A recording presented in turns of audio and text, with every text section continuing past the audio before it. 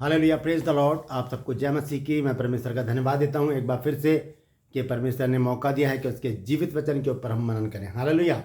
मैं आपका दोस्त पास्टर राज मसीह आपसे मुखातिब हूं और आप देख रहे हैं मेरा यूट्यूब चैनल जिसका नाम है ब्रदर राज मसीह। मैं आपसे गुजारिश करता हूं कि आप इस चैनल को सब्सक्राइब करें और बेल आइकन को दबाएं ताकि आपके पास नोटिफिकेशन पहुंचे और आप नए वीडियो को देख सकें। मेरे वीडियो को लाइक कीजिए, शेयर कीजिए और कमेंट सेक्शन में जाकर कमेंट्स करके मुझे बताइए कि आपको मेरा प्रयास कैसा लग रहा है। हालेलुया। तो आज एक और नए विषय के साथ मैं आपके सम्मुख उपस्थित हूं और आज का विषय है कि इस सृष्टि की रचना किसने की है। इस पर बड़ा खुलासा आज मैं करना चाहता हूं। ध्यान से सुनिएगा, बहुत अच्छा वचन है ये। और हम देखते हैं कि परमेश्वर ने, अगर हम उत्पत्ति 1 अध्याय में पढ़ें तो वहाँ पर लिखा है कि आदि में परमेश्वर ने सृष्टि की रचना की। पृथ्वी बेडोल और सुनसान पड़ी थी और गहरे जल के ऊपर अंधियारा था और परमेश्वर का आत्मा गहरे जल पर मंडराता था। हालेलुया। तो यहाँ पर मैं आपको बताना चाहता हूँ कि परमेश्वर का आत्मा और परमेश्वर की उपस्थिति में प्रभु यीशु मसीह ने क्या किया है, इस सृष्टि की रचना को किया है। हालेलुया। तो इस सृष्टि की रचना को यीशु मसीह ने कैसे किया, हम ये भी जानने के इच्छुक हैं। हमें ये भी पता होना चाहिए कि कैसे किया यीशु मसीह ने, क्योंकि यीशु मसीह तो उत्पत्ति में थे नहीं। यीशु मसीह तो मत्ती की इंजील में आए हैं 1 अध्याय में। लेकिन हम जानते हैं कि प्रभु यीशु मसीह के विषय में यूहन्ना अपने वचन में कहता है 1 अध्याय के पहले पद में कि आदि में वचन था, वचन परमेश्वर के साथ था, वचन खुद परमेश्वर था। और वो प्रभु यीशु मसीह के विषय में कहता है। और फिर 14 आयत में आकर कहता है वो कि वचन देहधारी हुआ और मनुष्य के बीच में उसने डेरा किया। हालेलुया। तो प्रभु यीशु मसीह के विषय में लिखा है। और हम देखते हैं कुलुस्सियों की पत्री में, अगर हम पढ़ें तो मैं आपको पढ़कर बता सकता हूँ। कुलुस्सियों की पत्री और उसका 1 अध्याय, और हम देखेंगे, ध्यान से सुनिएगा कि सृष्टि की रचना किसने की है। बहुत बड़ा खुलासा आज मैं आपको सामने करने जा रहा हूँ। अंत तक वीडियो को देखिएगा। अंत में आपको मैं वो बात बताऊंगा कि सृष्टि की रचना किसने की है, हम उसे क्या कहते हैं और हमें उसे क्या कहना चाहिए। हालेलुया।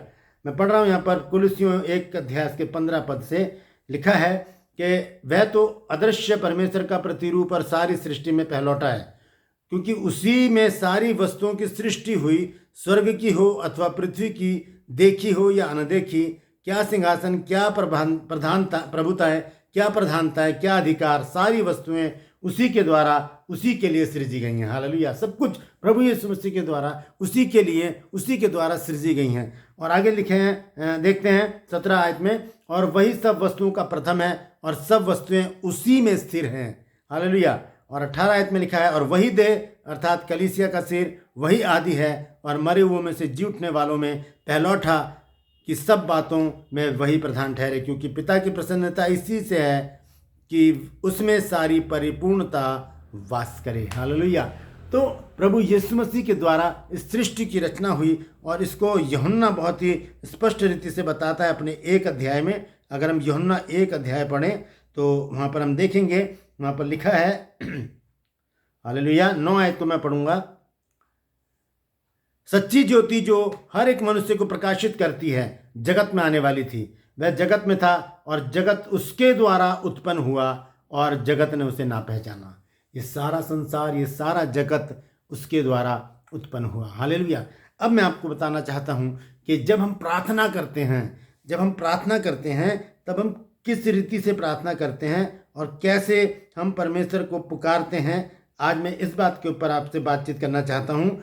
हम कहते हैं हे पिता, हे अब्बा कहकर। मैं आपको 2 वचन आपको पढ़वाना चाहता हूँ और वो लिखे हैं रोमियो की पत्री में है और गलातियों की पत्री में। हालेलुया। देखेंगे, सबसे पहले निकालेंगे हम रोमियो की पत्री और उसका 8 अध्याय के 15 पद।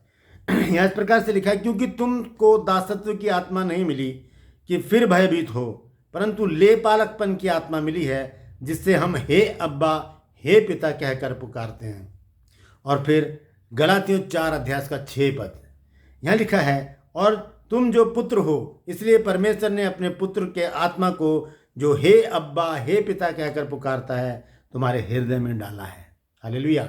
वो आत्मा हमारे हृदय में परमेश्वर ने डाला है, क्योंकि हम देखते हैं कि प्रभु यीशु मसीह ने भी इस विषय में कहा है मरकुस की पत्री में 14 अध्याय उसके 36 पद में कहते हैं प्रभु यीशु मसीह, और कहा, हे अब्बा, हे पिता, तुझसे सब कुछ हो सकता है, इस कटोरे को मेरे पास से हटा ले, तो भी जैसा मैं चाहता हूँ वैसा नहीं, पर जैसा तू चाहता है वैसा हो। हालेलुया। यीशु मसीह ने कहा, हे अब्बा, हे पिता। हमने यीशु मसीह को ग्रहण करके वो अधिकार पा लिया कि हम भी परमेश्वर को हे अब्बा और हे पिता कहकर कह सके। अब मैं आपको बताता हूँ, अगर अब आपसे कोई पूछे कि सारी सृष्टि की रचना किसने की है, तो आप छाती ठोक कर कह सकते हैं, गर्व के साथ कह सकते हैं, मेरे बाप ने इस सृष्टि को, इस जगत को बनाया है। मेरे बाप ने इस जगत को बनाया है, और इस जगत को, इस सृष्टि को मुझसे कोई नहीं छीन सकता, क्योंकि इसका बनाने वाला मेरा पिता है, मेरा अब्बा है, मेरा बाप है। हालेलुया। तो इस सारी सृष्टि की रचना किसने की है? मेरे और आपके बाप ने, मेरे और आपके पिता ने, मेरे और आपके अब्बा ने। हालेलुया। तो ये बहुत अच्छा आंसर है उन लोगों के लिए जो हमसे प्रश्न करते हैं कि रचना किसने की है सृष्टि की। तो हम उनको बड़े गर्व से कह सकते हैं कि सृष्टि की रचना मेरे पिता ने की है, मेरे अब्बा ने की है, मेरे बाप ने की है। ये मेरे बाप की सृष्टि है, ये मेरे बाप के हाथों की रचना है। इसे मुझसे कोई भी नहीं छीन सकता, क्योंकि मैं उसे अपना हे पिता, हे अब्बा कहकर हर समय उससे प्रार्थना करता हूँ। हालेलुया।